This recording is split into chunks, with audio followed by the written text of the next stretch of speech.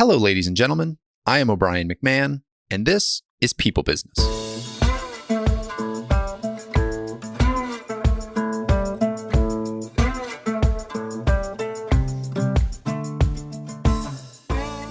In this episode, I'm joined by Adam Waytz.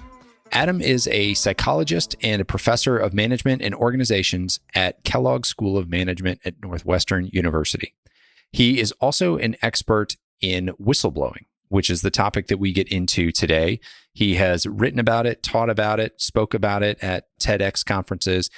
And in this conversation, we go pretty deep on whistleblowing, what it is, why it happens, and more importantly, why it doesn't happen all too often. And we talk about what leaders and organizations can do to create better environments where people are more likely to bring issues to the surface. Not just the most egregious issues, the most immoral issues that are out there, but the little problems and how you can actually practice on dealing with little problems so that you're prepared when the big problems show up. This is a conversation I've wanted to have for a long time. I think it is a key element that is playing a role in what we're seeing in the news in a negative way. I think the lack of whistleblowing or the lack of listening to people who are speaking up is a problem that, luckily is coming to a head in a lot of ways now, but unfortunately, little too late. I hope you enjoy the conversation. I hope you get something out of it. I hope it creates good conversations within your organization. Here is Adam Waytz. Adam, welcome to the show. Thanks very much for having me. I am very excited for this one. As I've told you ad nauseum, I have been trying to find somebody to speak to this topic. And I had mentioned it to one of your colleagues, Lauren Nordgren, who's been on the show twice.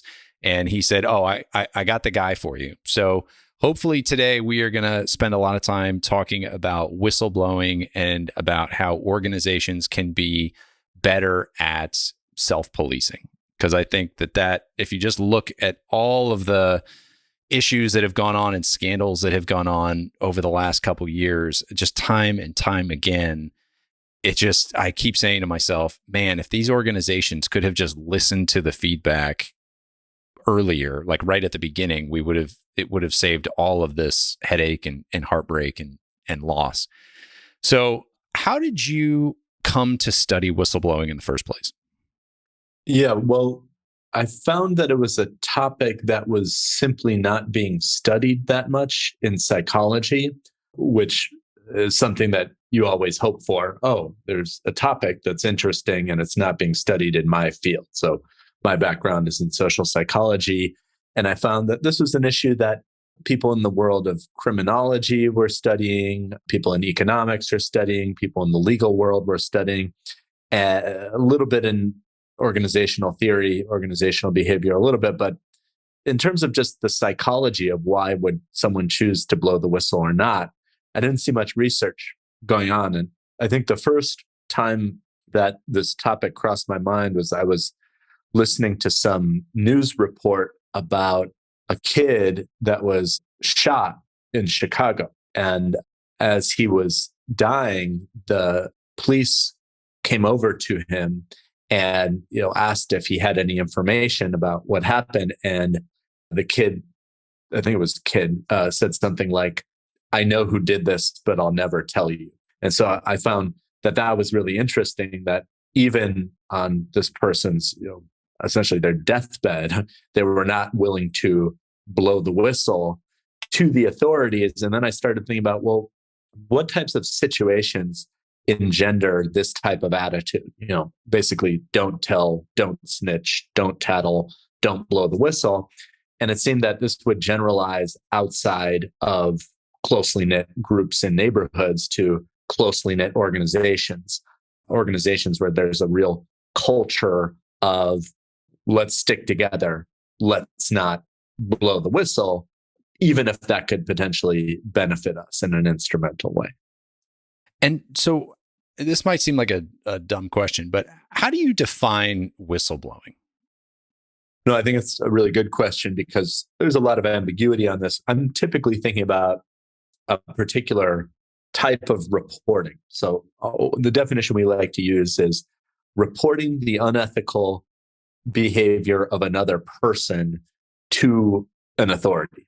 And then, if you want to get in the weeds a little bit, people will differ between internal whistleblowing and external whistleblowing. Internal whistleblowing would be telling someone in a position of authority within your organization. External whistleblowing would be going outside of the organization, telling the media, telling the government, the SEC, telling the police about the violation. But, and we study both of these things, but, in general, it's just reporting the unethical behavior of another person to an authority. And I have a bunch of follow-up questions on what you just said, but I'm going to put a pin in those for later. And I want to put some building blocks together on the topic. So you had mentioned first that you got into this because of an interest on why somebody wouldn't blow the whistle. So let's start there. Like, why don't people report this type of bad behavior? I mean, it seems like especially in a business, if you see somebody doing something unethical or amoral, whatever, it would seem natural on paper to go out and report that or, bring it to HR, do something about it. But why don't people report this stuff? Mm-hmm.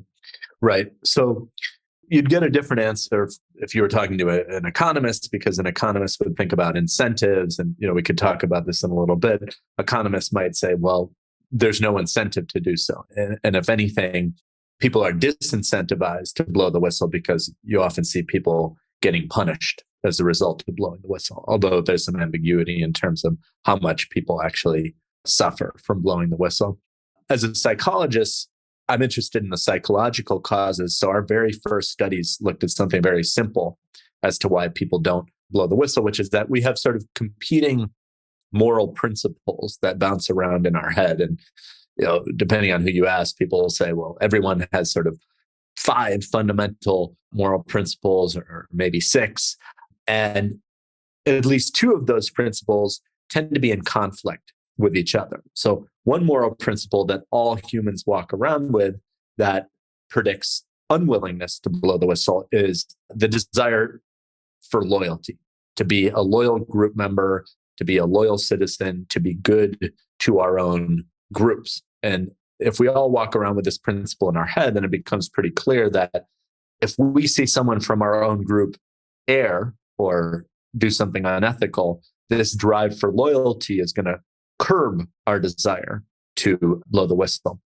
And then on the flip side, another moral principle we all care about universally is justice and fairness, which I sort of use interchangeably. We want to live in a fair and just world, which means we want unethical behavior to be punished.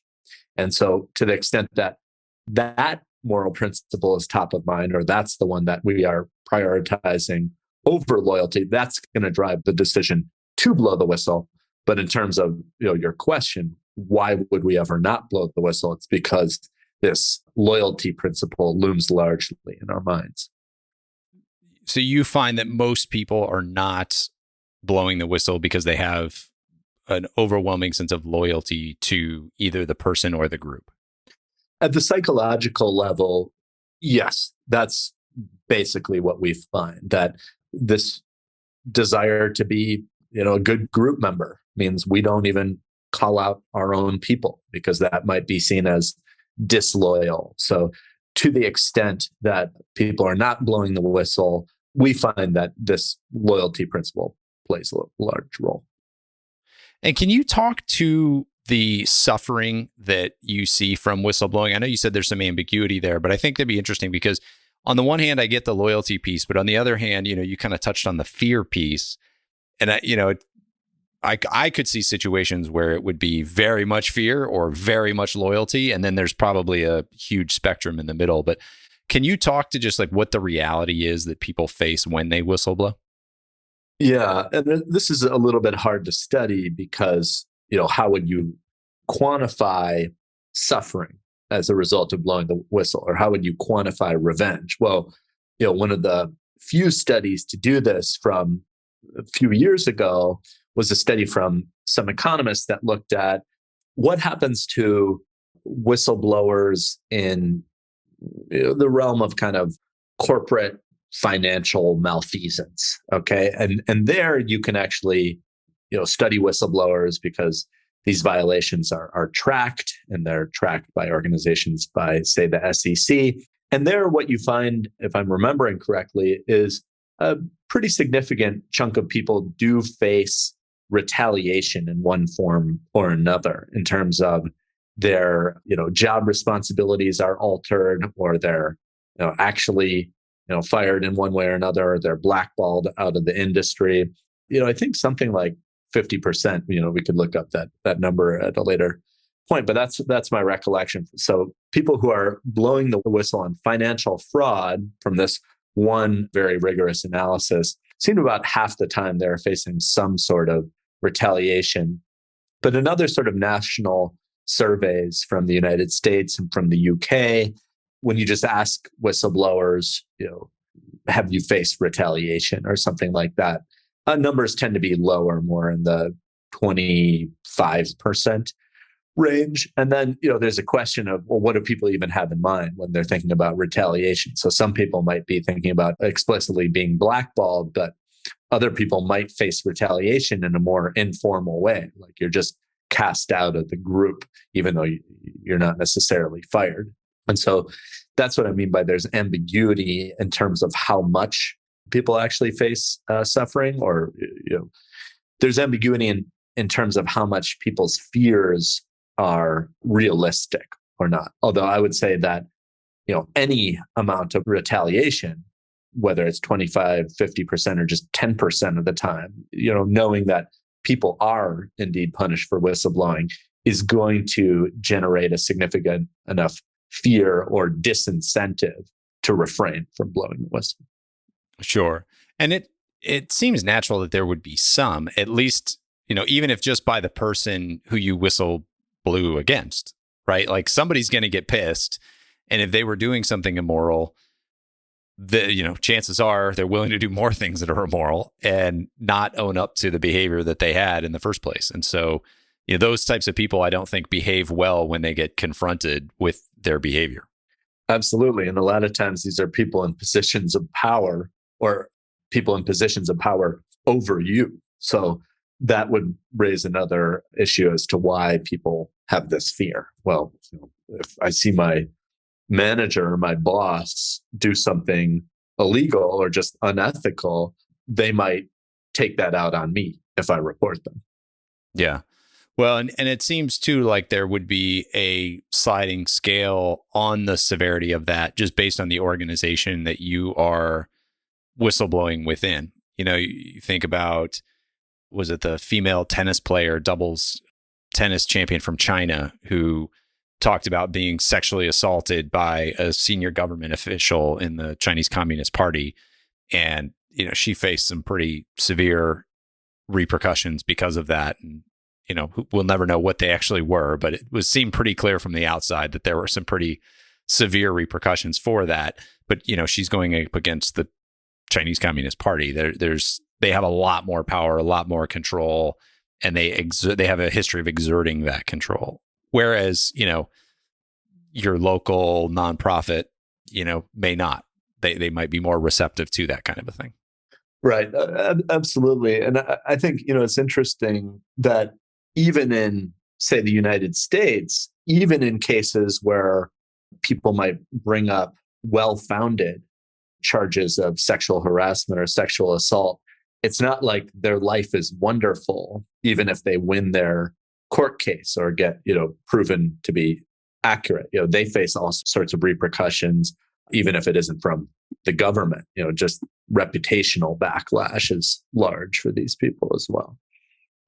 Yeah. I mean, I've read countless stories of people who speak out about the pastor of their church sexually assaulting them when they were a minor. There was a story about that a couple months ago, and the church turned against the person, even though it was very clear that this monster of a pastor took advantage of this, poor young lady, and she'd had to live with it all these years. And yet, the organization, there was so much loyalty within the organization that they turned on her. Oh, yeah. It's interesting because we're talking about a lot of different domains. We're talking about going against the government, going against the church, going against, your crew on the street, going against your organization. And this is what interests me about whistleblowing. The patterns are the same. So, you're talking about going against the church. There's a high profile case of a whistleblower at General Motors who I have my students read about, who this guy blew the whistle on the fact that the Chevy Cobalt had a defect in the ignition system. And this guy, was cast out of the company, even though, to draw a parallel to the sexual assault case in the church, this is a defect significant enough that it ended up killing people. And yet, this guy, his complaint ended up being completely legitimate, but it's not like he got his job back at General Motors. He was essentially pushed out of the company. So this is a pattern you see across these different domains, whether it's in the corporate world or elsewhere. All right. Before I get too depressed, because I was already kind of depressed coming into this conversation, let's talk about the flip side. With all this that we just talked about, why do people still step up? Why does anybody whistleblow? Yeah. Well, it's really because of this, again, psychologically, it's this justice principle that we like to feel that we live in a just world. We like to see justice done. And so we do have a drive to, if we spot something unethical, we have at least an initial inclination to do something about it, to see that injustice rectified. And so when you see people who blow the whistle, it's because, they want punishment to fit a crime.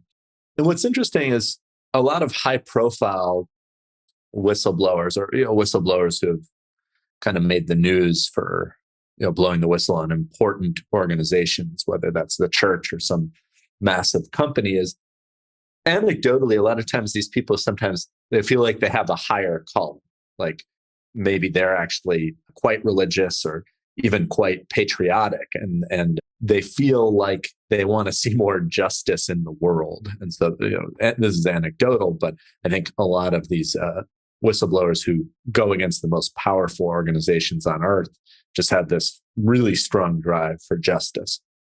So there's two questions that come into my head. There's, how do we prime people to speak up more often? And then there's, how do we create organizations that respond better to these situations? And it seems like it might be, chicken or the egg on which one we want to tackle first. But which of those do you think we need to tackle first? And I'll let you answer those in any order that you want. Yeah. So to get people to speak up, we have not done any interventions on this, although I would like to test, the things that I'm about to say. It seems to me, I have worked with companies to say, well, how could we craft our whistleblowing campaign better and things like that. But in my view, the way to prime people to blow the whistle is to say, all right, look, I just told you that loyalty is going to drive people to refrain from blowing the whistle, and justice is going to drive people toward blowing the whistle. The intuitive idea would be, well, you just got to get people more focused on justice. But loyalty is never really going to go away. It's not like we're just going to forget about loyalty. And so what I would like to see, just in terms of messaging, would be something more like, here's what it means to be loyal. What it means to be loyal in our organization is we call each other out. We speak up when we see something. That's what it means to be a good citizen. That's a way of keeping our loyalty concerns intact while still making whistleblowing and loyalty compatible with each other.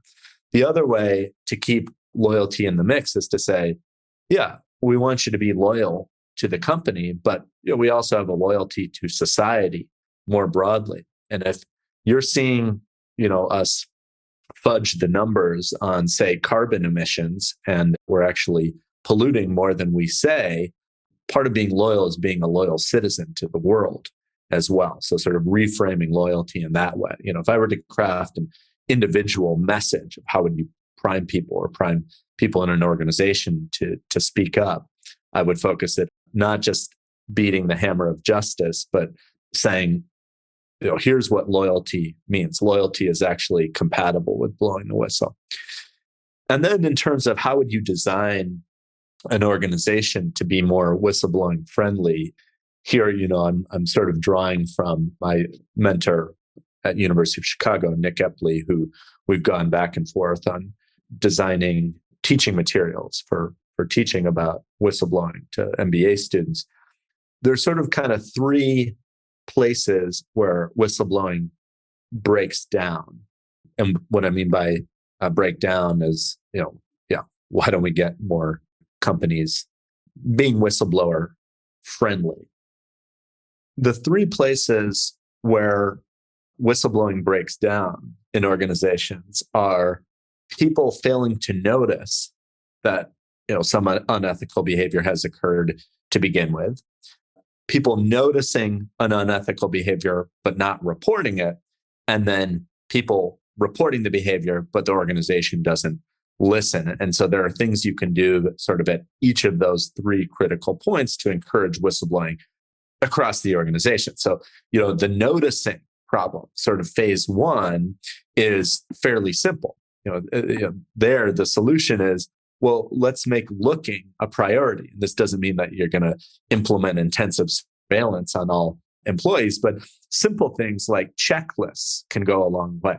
Like, well, have we done our due diligence? Does the ignition switch work? And not only does the main safety inspector have to sign off on that, but maybe the manager or the higher up has to sign off on that as well. So one is just people might not notice that there's any unethical behavior. So it's making looking a priority. That's as simple as just checklists, making these things top of mind. Then, the critical phase, the second critical phase, well, people notice, but they don't report. That's where you need to do a little bit more messaging around, hey, what we mean by being a good citizen here is we want you to speak up. Okay. We actually want you to speak up. We want to remove the barriers of people feeling so fearful about speaking up. And then, at the level of, well, maybe you get someone to speak up, but the organization doesn't listen. That really comes from leadership. And that really comes from, well, what kind of a culture do you want to create? And, I think the examples of the most, I would say, whistleblower friendly cultures are cultures where leaders are really serious about saying, hey, we want to hear bad news, not just bad news about unethical behavior, but like if we're creating a product or a service that is kind of crappy, we want to hear about that. And so, one example I use on this is Alibaba in their early days. I don't know how well this worked for them, or I don't know if they've continued it since they went public a few years ago, but they had this internal internet platform called Aliway, where any employee could kind of voice any concern they had about, anything that they felt could be improved. And in addition to just having a platform where people could speak up, you were actually rewarded with virtual sesame seeds, sort of as a token of good luck if you gave some sort of constructive criticism. So what does that do?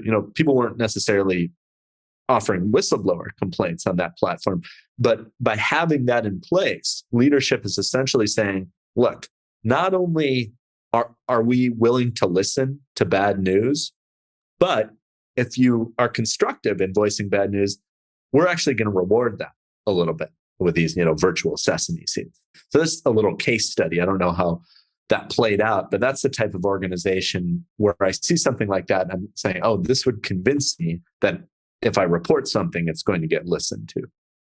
Well, and that makes sense. One of the themes that has come up a lot on this show is getting your reps in. So whatever you're trying to get better at, you gotta practice it. And I was thinking this earlier when we were talking about it, we're talking about people who are blowing the whistle, and we're talking about egregious examples of people doing very immoral behaviors. But there's a lot of inappropriate things that happen or issues that need to be brought to the surface, problems that happen in daily business or daily interactions that also need to be voiced. And the more we get practice at voicing those and dealing with those and being open to critiquing ourselves and having other people critique us and taking feedback well and getting better, making changes in our own behavior. The more we practice those skills, the more likely we are going to respond appropriately in a major situation. It would seem to me. Yeah.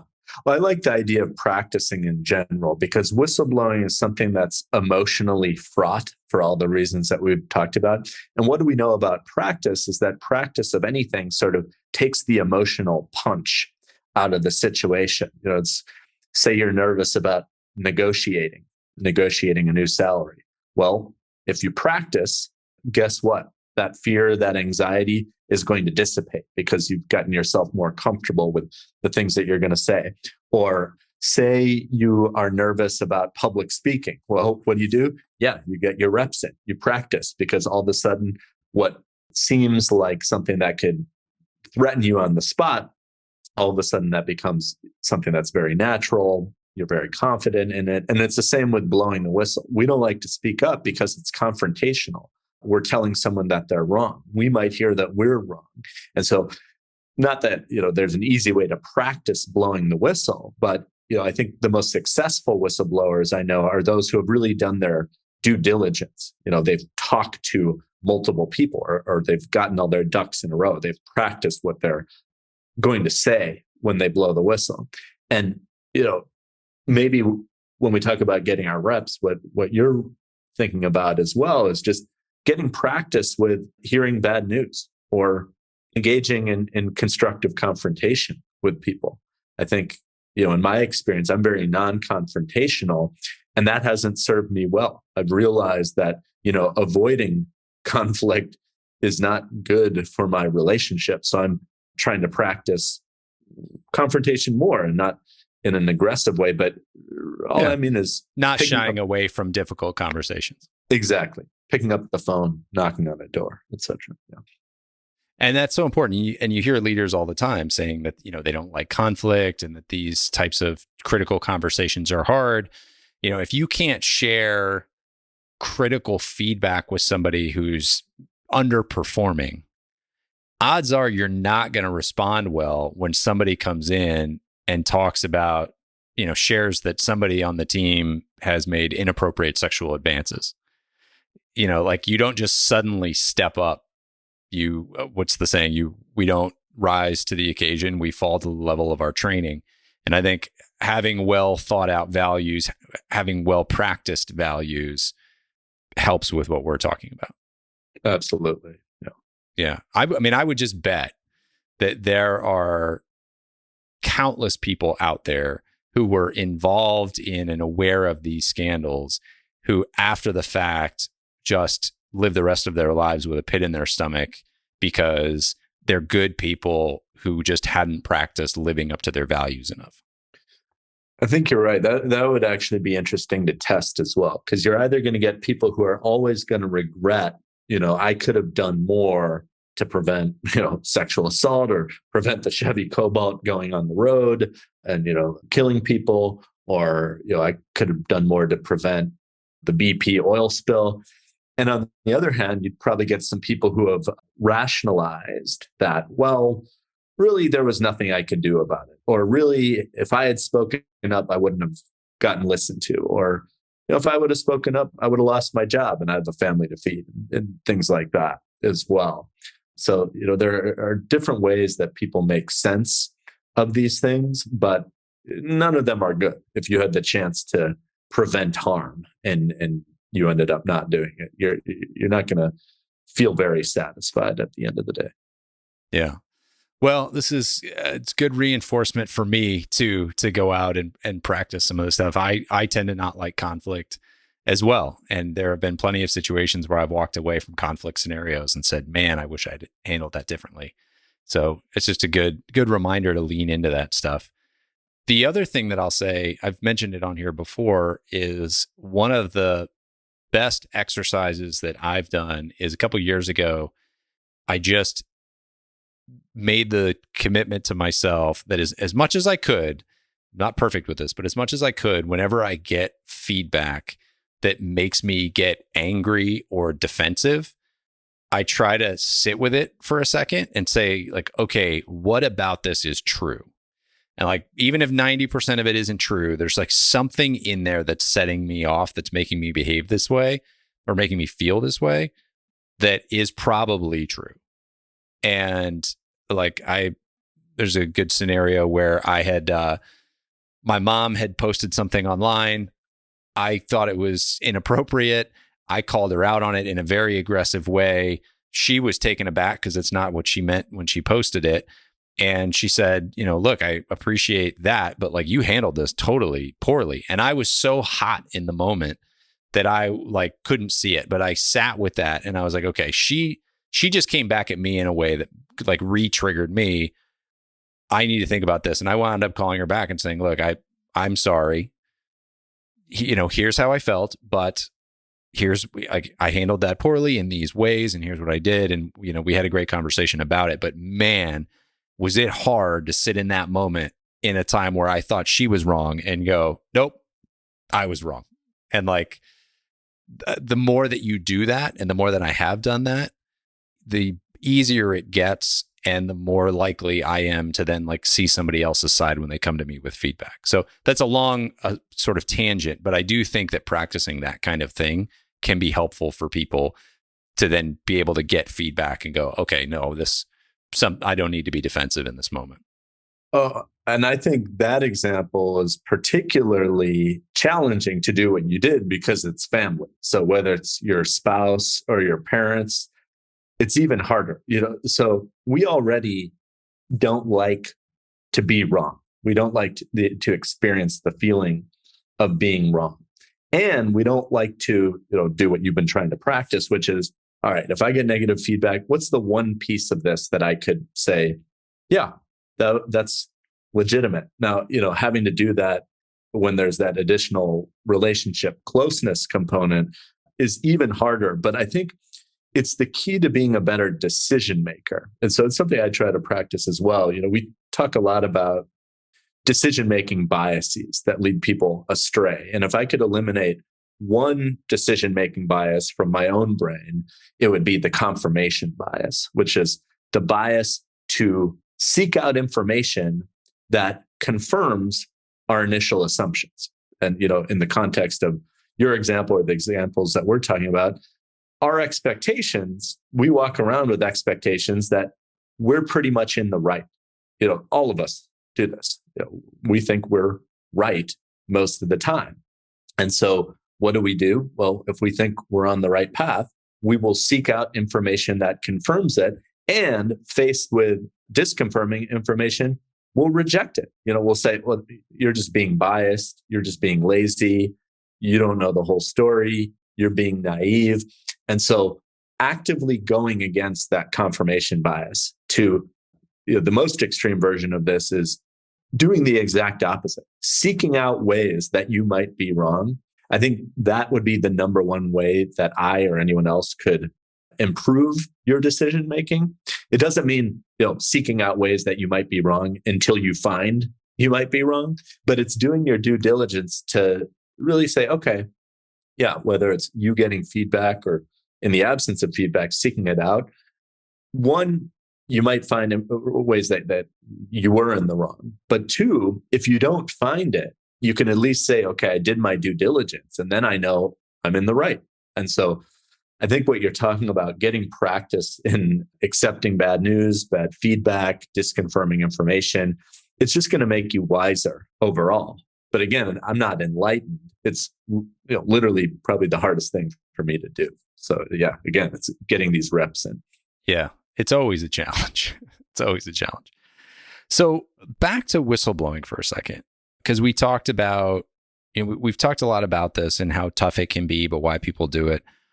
Is there anything that people can do to improve their odds of success if they are seeing something and they feel like they do want to speak up? Mm-hmm. There's a few things, which is the first one is the hardest. So I wrote a case study about a woman at Citibank who blew the whistle on extensive mortgage fraud, around the time of the financial crisis. Actually, just before and after. Even once Citibank was bailed out, they were still, engaged in all these fraudulent practices around mortgages. And she was one of the few people ever to actually win one of these whistleblowing bounties granted by the SEC, $31 million. And so this was not what she was seeking, by the way. She was filing these whistleblower complaints before the bounty system was even in place. I think bounty system came in with Dodd-Frank around 2010.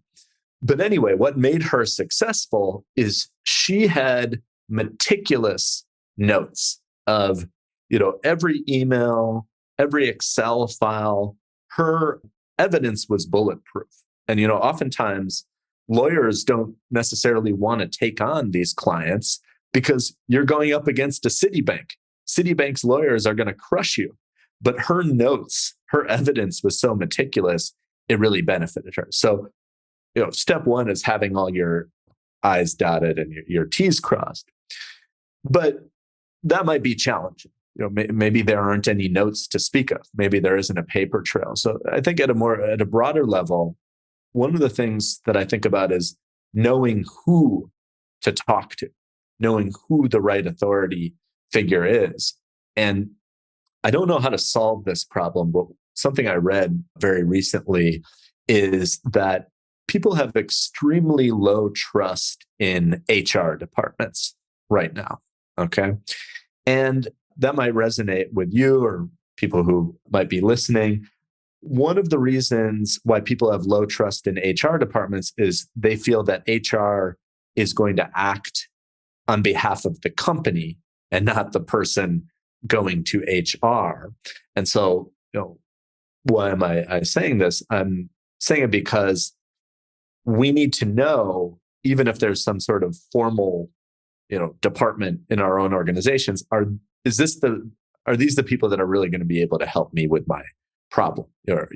Or is it my direct supervisor? Is it someone above them? So really thinking out who is the right person to talk to.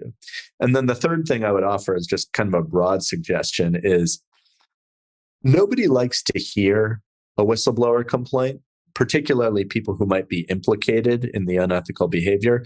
So can you give people an opportunity to save face, even if it's sort of cosmetic? So saying, look, you might not have noticed this, but under your watch, we've been committing X, Y, and Z violations. Now, I know you probably have no idea this is going on, but I've been noticing it. Is there a way that we can bring this to the powers that be, so we know that you're in the loop? It's not your responsibility, but we have been engaged in systematic malfeasance one way or another. I'm just making this up on the spot, but it seems like in that example, like you have to go high enough that there's some at least plausible deniability, so that you can motivate them to then act. Right.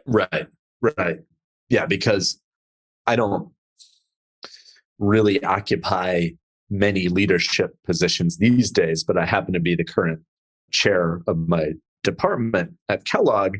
And so people do bring issues to me. And because I study this stuff and try to practice what I preach, I act very quickly. If someone says, hey, you might want to check on so-and-so, I think there's some bad behavior over here or there. But I've been pretty free of hearing any complaints. We have a pretty strong department. But to the extent I ever hear this, my first inclination might be, well, I don't want to look into that. That's my friend. That's my colleague. That's our department, whatever the case may be. And to the extent that someone can even ease my concern over that, I'm going to overcome that initial, I don't want to look into that, quicker, even though, I always get to that point after a few hours, but maybe it isn't in a few seconds. There's an important point here too. And I bring this up when I have guests on and we talk about DEI, diversity, equity, and inclusion. And like those conversations can be so emotionally charged. And there's a group of people out there who say, well, we don't necessarily need to listen to the straight white male because they've always been listened to. We need to listen to everybody else. And my argument is always, well, if we want change, you can't look at the majority or the current group that's there and ignore them from the conversation. So I get the inclination to do that behavior, but I don't know that that's the most productive behavior. And I see something similar to that with what we're talking about here, where it's like, well, the person who's reporting this shouldn't have to make the person who's in charge of this bad behavior feel better about the bad behavior. Fair. But if we want it to be successful, that is a good strategy to making it more likely that that person is going to do something versus dig in and get defensive or find a way to get out of the situation. So it's a tough spot because I could see somebody coming in and be like, no, like, I need to speak truth to power and I need to put everybody in their place because they deserve it. But, again, if you're coming from a place of justice, and they probably do, but again, is that going to be effective? Is it actually going to get the outcome that you want? So that it's an interesting thing to think about. Yeah. And so I'm just responding to the question, how do you be an effective whistleblower? Right? Yeah. It is certainly not the onus of the whistleblower to make the person in power feel good, but what's going to get the complaint heard that might save lives or end up producing less suffering or less pollution or whatever the case may be. It is doing a little bit of this. If there are ways to do it, it could be a strategy. Yeah, I get that. I don't think we need to let people off the hook. I'm just saying I could see somebody being like, well, wait, hold on. Yeah. Or here's another more concrete example.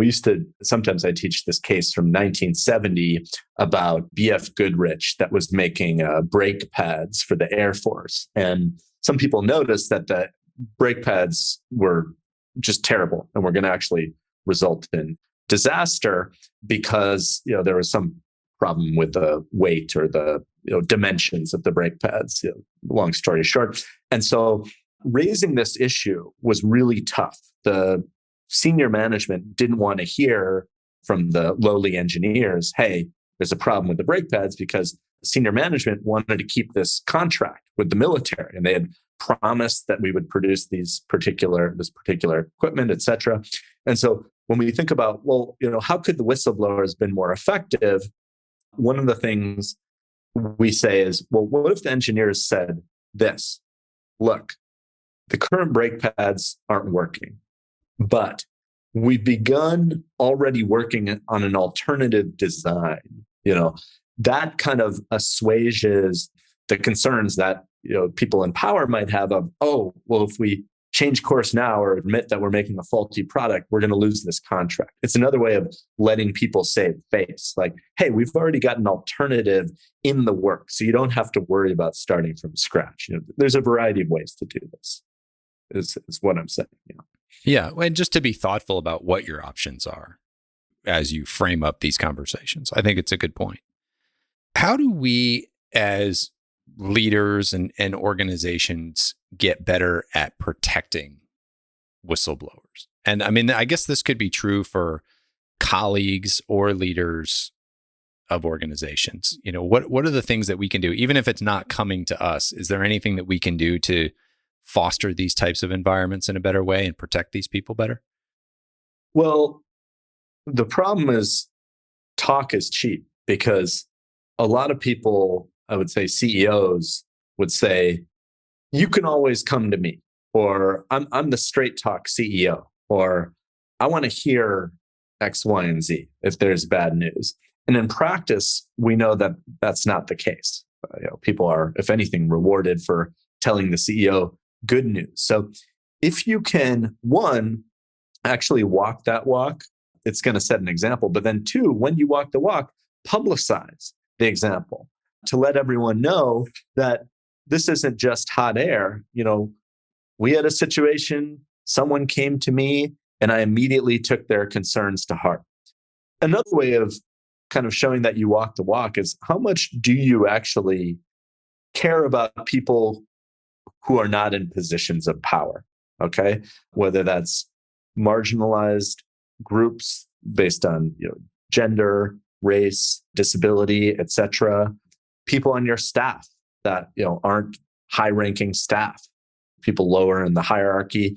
If people see that you are someone as a leader who cares about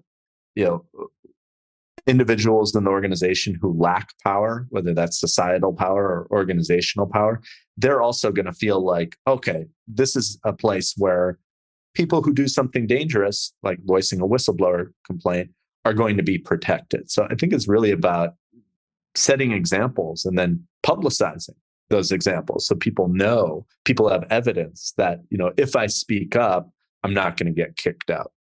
Yeah. And I'll reiterate here the point you made earlier about defining what loyalty means and actually setting that for people. I think that's a good lesson here too for creating a better environment. I really like that piece of feedback because, yeah, loyalty gets misconstrued often. Yes. Good. Is there anything that we haven't talked about that you think is really important when it comes to whistleblowing? We've touched on all the major points. I mean, one point that I make a lot when I talk about this stuff is that there's a misconception about whistleblowers that they're basically doing it for some self-serving reason, that they're doing it to protect their own hide, or they're doing it for, the promise of a monetary reward. And we find in our work that people mostly blow the whistle just out of the desire to reduce harm in the world and to, seek justice. And so I think that might be one message I want to get out there, that most whistleblowers are doing things not for self-serving reasons, but more for altruistic reasons and moral reasons. That's a good comment, and brings up one more question, which is, have you looked at any data around the percent of people who whistleblow, I'll say erroneously, or where they lie about it and they're planting a false flag against a person or an organization versus the number of people who actually come forward with honest, true accounts? No, I would like to look at that. The only data I know of, and this isn't systematic data, but it's sort of anecdotal data, is after I think Sarbanes-Oxley passed, one of the stipulations was that all publicly traded companies had to have a whistleblower hotline basically available. And what we know from those whistleblower hotlines is that they were completely useless. People did not feel more comfortable voicing complaints. People didn't trust that the hotlines were going to be anonymous. They didn't trust that they were actually going to be listened to. And what you hear a lot, or what I heard a lot when I asked people about why these hotlines weren't effective, is that what people ended up using them for was not necessarily for false complaints, but more for things like blowing off steam, or maybe, just complaining. Yeah, grievances against a colleague that maybe weren't necessarily based in truth. So it's not to say that there's more kind of false alarms than true hits, but it is to say that, those hotlines don't really get you what you want, which are true complaints. Yeah, but as in terms of systematic data, looking at how frequently people do lie about these things, I wish I knew the answer. Yeah, I think about it in terms of sexual assault claims that come up. And there's just a tendency from, obviously not everybody, but there is a tendency from a large group of people to start questioning, well, what was she doing? What was the scenario? And they're kind of like looking for ways out of this uncomfortable conversation or uncomfortable reality. And yes, there are people who present false cases, and there are plenty of examples of that, which is why we need to let every process play out. But there are plenty of others that have been swept under the rug where somebody was doing something egregious. And so there is this weird dynamic where we tend to want to get out of that uncomfortable conversation, even if it doesn't affect us, right? Even if it's just something that's happening to an organization we're aware of, or that's, happening in pop culture.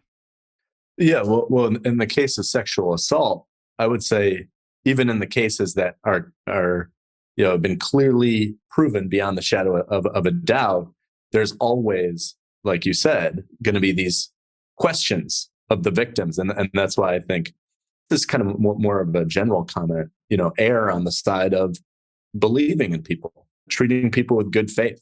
I would say in general, and this is not, true, this isn't necessarily specific to whistleblowing or, sexual assault or anything like that. Our belief that people, or our concern that people are leading us astray, is totally miscalibrated with reality, which is that most people tell the truth.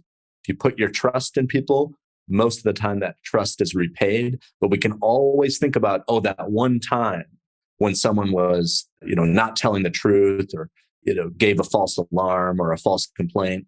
And those things are the minority. I think, in general, society works better when we trust people, when we believe people, because if we don't, and this is where we're heading, we just have a cloud of suspicion over all of our interactions, and we can't coordinate or cooperate at all. What are you sick of talking about when it comes to whistleblowing? Not really sick of talking about anything when it comes to whistleblowing. I think I'm sick of my own research because I find it a little boring at this point. I haven't been able to do the studies with organizations that I would like to do. So I guess the answer is sick of talking about myself, but whistleblowing continues to fascinate me. Yeah, that's my answer on that point. What do you think people need to be talking more about when it comes to whistleblowing? When it comes to whistleblowing, I would like to see more around reversing the trends of companies that have gotten it wrong. So you'll note that I only gave, I think one example. I like the Alibaba example of a company that put something in place that, did something to encourage people to speak up. But my sense is most companies don't operate that way, that implicitly or explicitly, there's this idea of don't rock the boat. And, an explicit example that I like to use is, Sheryl Sandberg at Facebook, CEO, or Meta, although I'm not going to call them Meta. I think that was just a strategic name change to kind of change the topic from all their kind of miscues over the past few years. And, why have they had so many miscues? Well, for a lot of reasons, but one thing that's come up in some of the reporting and how Zuckerberg and Sandberg have handled various ethical trouble that Facebook's gotten in is that Sheryl Sandberg had a sign on her door, her conference room, that said "good news only." Okay. And I don't mean to pick on her because, she's done a lot of great things as well. But that to me feels like the norm in a lot of organizations. There it was explicitly stated, I only want to hear good news. But in terms of what do I wish we were talking about more, it's how could we reverse that trend of organizations that just reward good news, only want to hear good news, aren't open, leaders who aren't open to critical feedback. That's sort of a change that I would like to see. But, it's rooted in something that we talked about, which is we hate to feel wrong. I imagine it's one of the top 5 least favored feelings that we want to experience, wrongness. So of course we want to hear good news, but that's not going to make us wise or prosperous, I think. Amen. Well, Adam, I appreciate you coming on the show here today. This has been a great conversation. And again, just with all of the headlines that we've seen from Me Too and Harvey Weinstein to, USA Gymnastics to the Catholic Church to, I don't know, countless stories that we've read at this point, unfortunately. I just think the more that leaders can understand what's going on in their own head when these complaints surface and how we can be better prepared to deal with them, I think makes all organizations better. I just, one of my firm beliefs is that the strongest organizations are self-policing organizations, because you're taking care of the issues before anybody else has to step in and do it for you. And I just think that that's always the better way to go. Right. Absolutely. So if anybody wants to do more research or find you and look up what you do, where can they do that? Yeah, just get in touch with me at adamwaytz.com, ADAMWAYTZ.com. And so my contact info is there. And if you're willing to let me get some data from your organization or run an experiment in your organization, I would love to do so on whistleblowing or anything else. Fantastic. And to everybody still listening, good luck out there. Yeah. Thanks. Thanks so much.